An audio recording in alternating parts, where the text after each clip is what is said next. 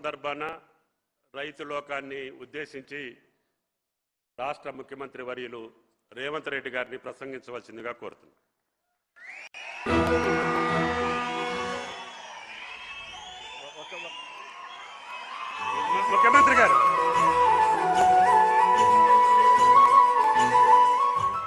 ముఖ్యమంత్రి గారు on release చేయాలి.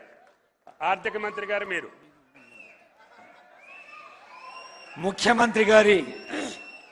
ముఖ్యమంత్రి గారి వచనానికి ముందు ఆచరణం. ఈ నిధుల విడుదల రైతాంగానికి భరోసా, రైతు సంతృప్తియే ప్రజా ప్రభుత్వపు శ్వాస, రైతు సంక్షేమమే ప్రజా ప్రభుత్వపు ధ్యాస. విత్తనాన్ని నాటే రైతుల హృదయాల్లో విశ్వాసాన్ని నాటే సంకల్పం. ఫార్మర్ ఈజ్ నెవర్ ఎ ఫోమా. పొలం మారొచ్చు, పంట మారొచ్చు, కాలం మారొచ్చు, కానీ రైతు పాత్ర ఎప్పుడూ పరమ పవిత్రం.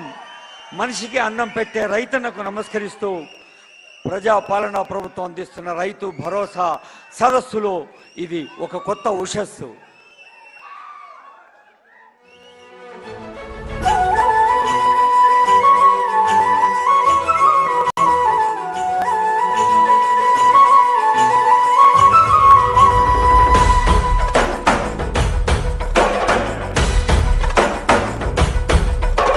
పాలమూరు జిల్లాల కొండరెడ్డిపల్లె కొండరెడ్డిపల్లెలో కొన్నదొక తల్లి పాలమూరు జిల్లాల కొండరెడ్డిపల్లె కొండరెడ్డిపల్లెలో కొన్నదొక తల్లి పాలల్ల పౌరుషం పోసినాదో పెద్ద పులిలాగా కాండ్రించి లేసినాడే పోరు కథలన్నీ సిననాడు చెప్పినాదో పోరు మీద తన పోరును నడిపినాడే.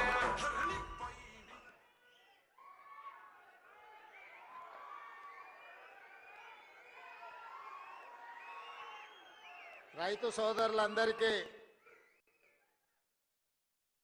తెలంగాణ రాష్ట్ర ప్రభుత్వం తరఫున శుభాకాంక్షలు, అభినందనలు తెలియజేస్తూ ఈ రైతు భరోసా కార్యక్రమాన్ని ఏర్పాటు చేసి సభాధ్యక్షత వహించిన వ్యవసాయ శాఖ మంత్రివర్యులు పెద్దలు తుమ్మల నాగేశ్వరరావు గారు, ఈ కార్యక్రమంలో నాతో పాటు ముఖ్య అతిథులుగా విచ్చేసిన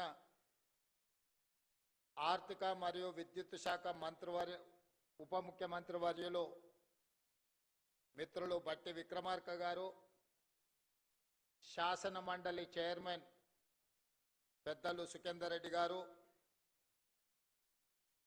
సాగునీటి పారుదల పౌర సరఫరాల శాఖ మంత్రివర్యులు సోదరులు ఉత్తమ్ కుమార్ రెడ్డి గారు, రెవెన్యూ శాఖ మరియు హౌసింగ్ శాఖ మంత్రివర్యులు మిత్రులు పొంగులేటి శ్రీనివాస్ రెడ్డి గారు, మరో సహచార మంత్రివర్గ సభ్యులు వాకిటి శ్రీహరి గారు, మరో సహచార మంత్రివర్గ సభ్యులు మహమ్మద్ అజారుద్దీన్ గారు,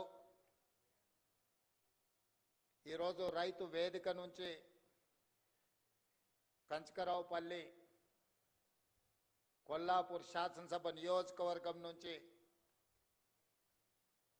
పాల్గొంటున్న సహచర మంత్రివర్గ సభ్యులు జూపల్లి కృష్ణారావు గారు, అదేవిధంగా మీర్జాపూర్ రైతు వేదిక నుండి ఈ సమావేశంలో పాల్గొంటున్న మిత్రులు సహచర మంత్రివర్గ సభ్యులు పొన్నం ప్రభాకర్ గారు, వేదిక మీద ఉన్న పార్లమెంట్ సభ్యులు, శాసన మండలి సభ్యులు, శాసన సభ్యులు, వివిధ కార్పొరేషన్ల చైర్మన్లు, ఈరోజే బాధ్యత చేపట్టిన తెలంగాణ రాష్ట్ర ప్రభుత్వ ప్రధాన కార్యదర్శి గారు, వ్యవసాయ శాఖ ఉన్నతాధికారులు, రెవెన్యూ శాఖ అధికారులు, ఆర్థిక శాఖ అధికారులు, మీరందరూ ఈ పండుగ కార్యక్రమంలో శిల్పారామంలో పాల్గొన్న రైతు సోదరులతో పాటు తెలంగాణ నలుమూలల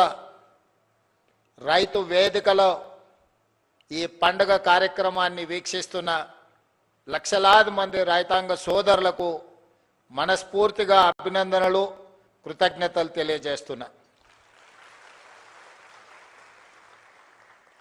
రైతు సోదరులారా, ఈనాడు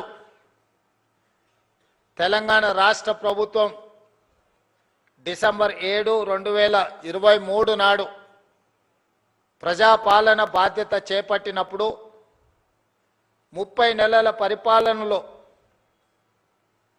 ఎదురవుతున్న సమస్యలు, వాటికి చూపిస్తున్న పరిష్కారాలు, ఈ 30 నెలల్లో రైతు సంక్షేమం కోసం, రైతును తలెత్తుకొని ఆత్మగౌరవంతో బ్రతికే విధంగా, వ్యవసాయం దండగ కాదు, వ్యవసాయం అంటే ఒక పండగలా ఈనాడు తీర్చిదిద్దాలి అని మన ప్రభుత్వం సంపూర్ణంగా ప్రయత్నం చేస్తుంది.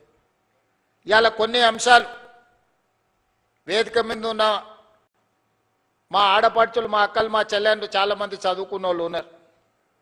మా యువమిత్రులు ఒకప్పుడు పంచగట్టుకొని వ్యవసాయం చేసే కాడి నుంచి ప్యాంటు షర్ట్ వేసుకొని వ్యవసాయం దాటి ఈరోజు సూట్ వేసుకున్న సోదరులు కూడా వ్యవసాయ పనుల్లో నిమగ్నమవుతున్న సందర్భంలో కొన్ని అంశాలను మీ ముందు ప్రస్తావించాలని ఈరోజు నేను భావిస్తున్నా.